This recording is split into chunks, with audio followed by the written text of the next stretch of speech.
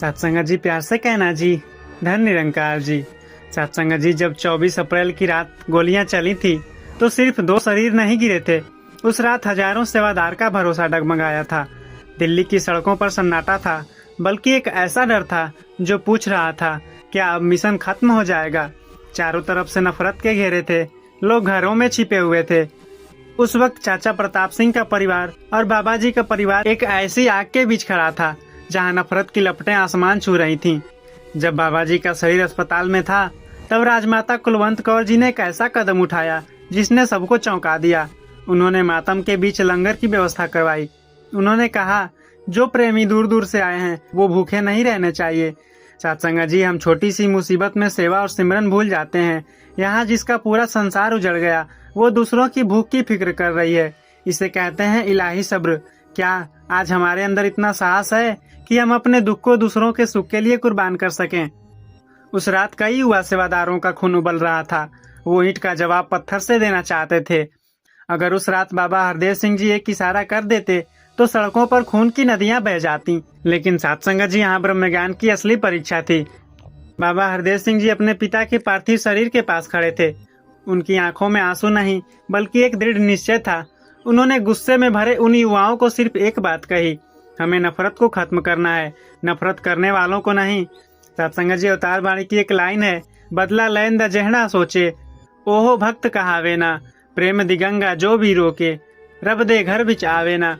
सत्संग जी, चाचा प्रताप सिंह जी का परिवार चाहता तो कह सकता था कि हमारे बेटे की जान बाबा जी की वजह से गई, लेकिन नहीं, उन्होंने गर्व से कहा, हमारा बेटा सच्चे पातशाह के काम आया। सत्संग जी, आज हम मिशन में पद ढूंढते हैं, नाम ढूंढते हैं, स्टेज पर बैठना चाहते हैं, पर चाचा प्रताप सिंह जी ने उस रात गुमनामी की मौत चुनी। उन्हें कोई मेडल नहीं चाहिए था, उन्हें सिर्फ अपने गुरु की मुस्कान चाहिए थी। क्या हमारी भक्ति आज नाम के लिए है या काम के लिए? बाबा हरदेव सिंह जी ने उस दिन के बाद सफेद लिबास को एक नया अर्थ दिया। उन्होंने कहा कि यह रंग शांति का है। खून से होली खेलने वाले प्यार की भाषा क्या जाने। हम तो वो आशिक हैं जो सूलों को भी गुल मान लेते हैं। सत्संग जी, 24 अप्रैल को जो हुआ वो एक हादसा था, लेकिन उसके बाद जो हुआ वो एक चमत्कार था। वो चमत्कार था बिना तलवार उठाए नफरत को हरा देना। आज आपसे मेरा सवाल है, क्या आप उस चमत्कार का हिस्सा हैं, या आप भी आज उन लोगों की तरह नफरत पाल कर बैठे हैं जिन्होंने बाबा जी पर गोलियां चलाई थीं? याद रखिए, अगर आप किसी से नफरत करते हैं तो आप उन हमलावरों के साथ खड़े हैं, बाबा जी के साथ नहीं। सत्संग जी, जब चाचा प्रताप जी पर पहली गोली चली तो चाचा प्रताप सिंह जी के दिमाग में क्या चल रहा होगा? उनके पास भागने के लिए चंद सेकंड थे, वो छिप सकते थे, लेकिन उन्होंने क्या किया? वो बाबा जी के सामने एक इंसानी दीवार बनकर खड़े हो गए। उन्होंने अपने सीने को गोलियों के लिए खोल दिया, जैसे कोई माँ अपने बच्चे को बचाने के लिए शेर के सामने आ जाती है। सत्संग जी, आज हम सत्संग में एक बेंच या कुर्सी के लिए लड़ पड़ते हैं। हमें ठंडी हवा वाला कोना चाहिए, हमें सम्मान चाहिए, पर चाचा प्रताप सिंह ने उस रात पीतल की छर्रे मांगे थे। क्या हमारी भक्ति इतनी खोखली हो गई है कि हम एक छोटा सा अपमान नहीं सह सकते, जबकि हमारे पूर्वजों ने गुरु के लिए अपने जिस्म के टुकड़े करवा लिए? सत्संग जी, जब बाबा जी और चाचा जी के पार्थिव शरीर सामने रखे थे तो एक पल के लिए पूरी दिल्ली कांप उठी थी। राजमाता कुलवंत कौर जी ने जब चाचा प्रताप सिंह की पत्नी की ओर देखा तो वहाँ 2 खड़ी विधवाएं नहीं थी, वहाँ 2 रूहानी योद्धा खड़े थे। सत्संग जी कहते हैं, उस रात राजमाता जी ने अपनी बहू और बच्चों को पास बुलाया और रोने के बजाय एक ऐसी बात कही जो आज हमारे लिए थप्पड़ के समान है। उन्होंने कहा, बच्चों याद रखना, ये लाशें हमें रोने के लिए नहीं बल्कि ये बताने के लिए आई हैं कि सत्य का मार्ग फूलों की सेज नहीं, कांटों की ताज है। सत्संग जी, अवतार बाणी की लाइन है, जहड़ा दुख नु सुख कर जान दे, ओहो असली बंदा है, रब दी रजानू मीठा मन्ने, ओहो रब दा रंदा है। सत्संग जी, आज हम छोटी सी बीमारी या घर के कलेश में गुरु को कोसने लगते हैं। क्या राजमाता जी का वो सबर हमारे लिए सिर्फ एक कहानी है? सत्संग जी, उस सुबह हजारों युवाओं के हाथ में पत्थर थे, वो सड़कों पर उतरना चाहते थे। नफरत की आग इतनी तेज थी कि एक इशारा और पूरा देश जल जाता। लेकिन तभी बाबा हरदेव सिंह जी का वो मौन सामने आया। बाबा जी ने उन युवाओं के कंधों पर हाथ रखा और कहा, अगर तुमने आज पत्थर उठाया तो मेरे पिता की शहादत बेकार चली जाएगी। उन्होंने खून इसलिए दिया ताकि नफरत खत्म हो, इसलिए नहीं कि तुम और खून बहाओ। यहीं से जन्म हुआ उस विचारधारा का कि इंसानियत ही सबसे बड़ा मजहब है। सत्संग जी कहते हैं, जब चाचा प्रताप सिंह जी की अंतिम सांसें चल रही थीं तो उनके होठों पर कोई शिकायत नहीं थी। वो बस बाबा जी की ओर देख रहे थे, जैसे पूछ रहे हों, हुजूर क्या मैंने अपनी ड्यूटी सही से निभाई। वो झुक गया सजदे में। जब सर पे चली तलवार थी, उसे मौत का डर कहाँ, उसे तो यार से तकरार थी। तुम क्या समझोगे वफा की उस पराकाष्ठा को, जहाँ सांस तो जा रही थी पर लम्हों पे शुक्राना है सरकार थी। सत्संग जी, हमने सफेद लिबास पहना, लंबी कतारों में खड़े हुए, अपनी नसें खिंचवाई और 1 यूनिट खूनदान कर दिया। सोशल मीडिया पर फोटो भी लग गई, हजारों लाइक्स भी आ गए। पर आज 25 अप्रैल की सुबह अपने दिल पर हाथ रखकर पूछिए, क्या वो खून के बाद हमारे अंदर की नफरत भी कम हुई, या फिर अस्पताल से बाहर निकलते ही हम फिर उसी अहंकार, उसी जाति पाति और उसी पुरानी दुश्मनी की दुनिया में लौट आए। अगर खून देने के बाद भी दिल का जहर नहीं निकला तो यकीन मानिए हमने बाबा गुरबचन सिंह जी की शहादत का कोई मतलब नहीं बनाया, उसे समझा नहीं है। सत्संग जी, बाबा हरदेव सिंह जी महाराज अक्सर एक बात कहते थे, सिर्फ शरीर से सेवा करना काफी नहीं, मन का समर्पित होना जरूरी है। कल जो खून आपकी बाह से निकला वो तो शरीर फिर से बना लेगा, पर जो नफरत आपके दिमाग में बैठी है उसे कौन निकालेगा। एक दोहा है, माला फेरत जुग भया, गया न मन का फेर, कर का मन का डारी दे, मन का फेर। हाथ से खून देना आसान है, पर मन से मैं को निकाल देना ही असली मानविकता है। सत्संग जी, 24 अप्रैल 1980 की वो काली रात राजमाता जी के सामने उनके पति का पार्थिव शरीर पड़ा था। एक पत्नी के लिए इससे बड़ा दुख क्या होगा, पर उन्होंने अपने आंसू पोंछे और खड़ी हो गई, क्योंकि उन्हें पता था कि अगर वो टूट गईं तो पूरी मानवता टूट जाएगी। राजमाता जी ने उस समय नफरत की बात नहीं की, उन्होंने बदला लेने की बात नहीं की, उन्होंने सिखाया कि गुरु का वचन का पालना ही सबसे बड़ी शहादत है। अगर वो उस दुख में भी स्थिर रह सकती हैं, तो क्या हम छोटी सी बात पर अपने पड़ोसी से मुंह फुलाकर बैठ सकते हैं। सत्संग जी, बाबा जी के साथ उस रात उनके अनन्य सखा और साथी भी शहीद हुए। उन्होंने कभी नहीं पूछा कि हम अपनी जान क्यों दें, उन्होंने बस सतगुरु के चरणों में खुद को अर्पण कर दिया। हरदेव बाणी में कहा गया है कि पुल बनाओ, दीवारें नहीं।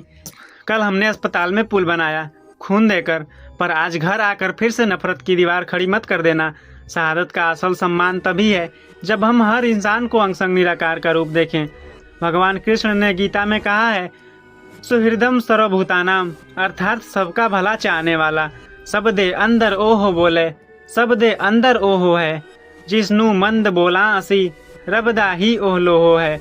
अगर हम कल खून देकर आए हैं और आज किसी को मंदा बोल रहे हैं, तो हम सीधे उस परमात्मा को गाली दे रहे हैं जो उसके अंदर बैठा है। सत्संग जी, जैसे पानी में नमक घुल जाता है, वैसे ही कल हमारा खून किसी अजनबी के शरीर में घुल गया।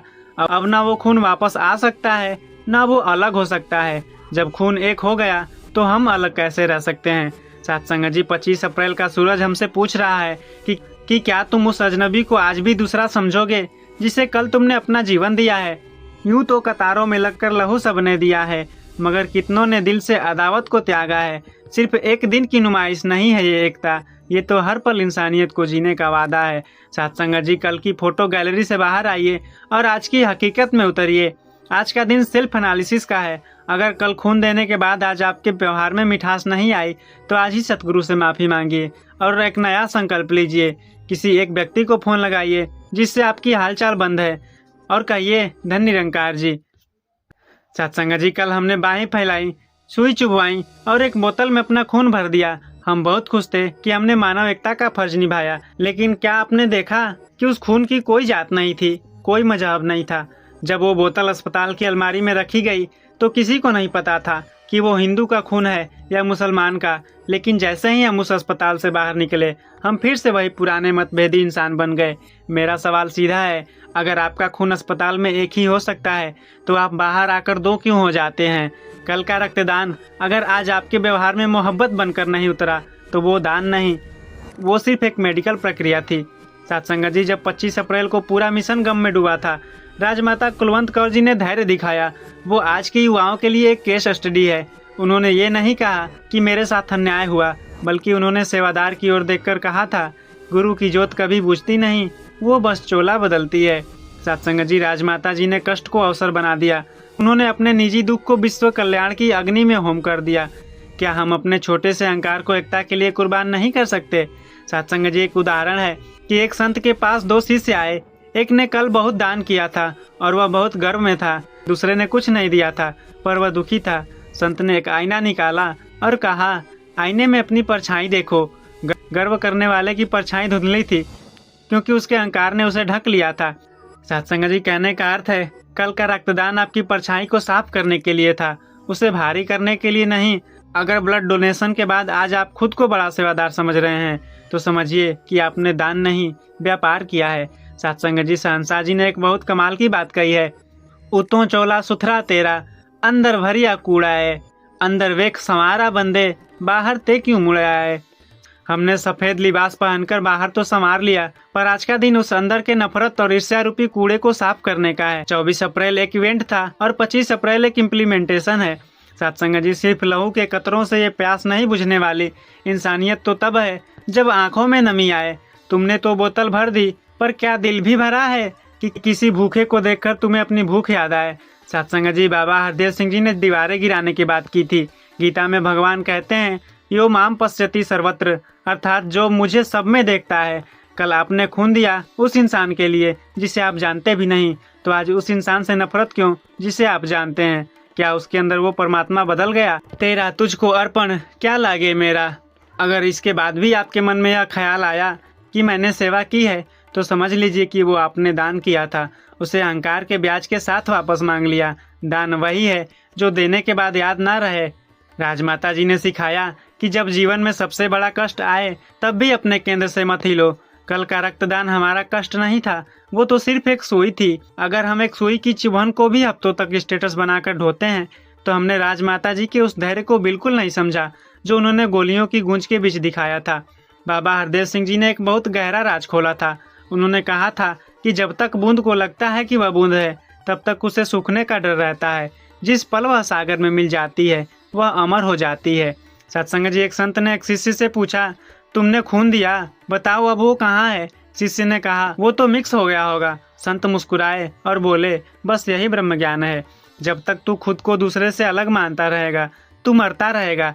जिस दिन तू दूसरों की रगों में खुद को बहता हुआ महसूस करेगा तू अविनाशी हो जाएगा।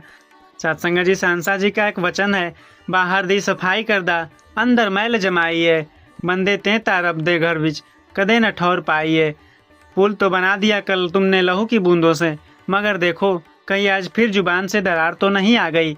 वो मसीहा तो गया था ताकि तुम एक हो सको, कहीं उसकी शहादत बस एक तारीख बनकर तो नहीं रह गई।